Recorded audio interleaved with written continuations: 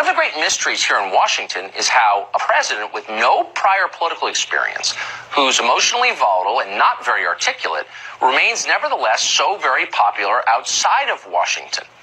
It doesn't make any sense, but of course it makes sense. Trump's secret? He says things like this. They have a word. It sort of became old-fashioned. It's called a nationalist. And I say, really, we're not supposed to use that word. You know what I am? I'm a nationalist, okay? I'm a nationalist. A nationalist.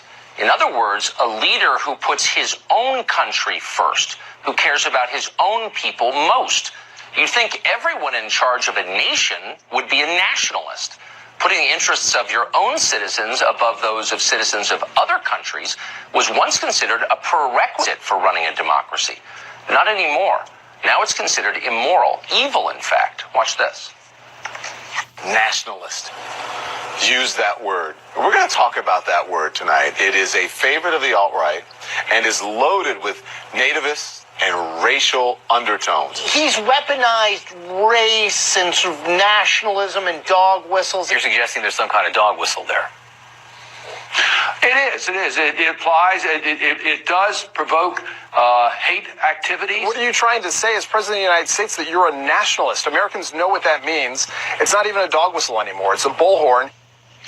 Not a whistle, it's a bullhorn. Hitler was a nationalist. Of course, so were Mahatma Gandhi and Abraham Lincoln and every other leader of every other nation state throughout history until about 20 minutes ago. But whatever. Nationalism provokes, quote, hate activity, says a sitting U.S. senator. All the cable news geniuses say amen. There was a time, in my lifetime, I'm not that old, when a picture like that would have just elicited nothing but sympathy and empathy among the American people. You see that and you think, oh my God, what must be happening where those people are coming from? How can we open our arms to people like that? These people are coming and asking for asylum. Guess what, Ben? It's in our laws that people are allowed to come to our borders and ask for asylum. This is a moral outrage that harkens to the worst excesses in the history of the country, to the separation of families at the slave auction blocks, to the separation of Native American families. Hope you're following that at home. Immigration, it turns out, is not a civic question that American voters might be allowed to have opinions about. It's bigger than that. It's a moral outrage. It's a humanitarian crisis. The law is irrelevant here. So are any of your stupid, selfish concerns about the effect of impoverished foreigners moving into your neighborhood or your school district. The rule here is simple. Listen carefully. If people from a place poorer than America want to move to America, they get to do that. Period. If you disagree or complain or do anything other than recite the poem at the bottom of the Statue of Liberty, you are, well, you already know what you are because you've heard it 1,000 times, but we're going to tell you again anyway. Maybe this time it will penetrate. You are a racist.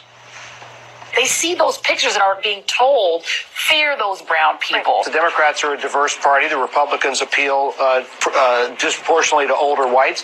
And the mob thing is an attempt to alarm those voters about the prospect of non-whites and immigrants. The right-wing coverage of this, is it demagoguery? How would you describe this? It is demagoguery, Brian. It is also, I believe, racism and nativism really pandering to the fears of Trump supporters and Fox News viewers. Yep, you're racist, just like you were racist for opposing Obamacare or not watching Sunday Night Football or believing that Brett Kavanaugh did not sexually assault someone. You are a bigot until the moment you obey the Democratic Party, at which point you are a good person like Al Sharpton or Louis Farrakhan. You know the drill. There's one interesting new twist in this latest propaganda barrage, though. Fear. If you're against admitting an entire caravan full of poor people into this country, it's because you've been coached by that dastardly Fox News to fear the people in the caravan. But let's be honest, that's not really true. There are a lot of reasons to oppose admitting this caravan full of people. We don't need any more low-wage labor in this country, for one thing. We also have a right to decide who occupies our property. That's always true. Show up uninvited at Joy Reid's house, and you'll discover that she agrees with that principle, too. So there are good reasons to oppose this. Fear of Hondurans isn't really one of them. By and large, these are not scary people. Mostly they're just poor people from crappy countries who want a better life. That's understandable. Nobody blames them for that. Nobody's really afraid of these people. What normal people are afraid of is this. We believe survivors! We believe survivors! We believe survivors! And this.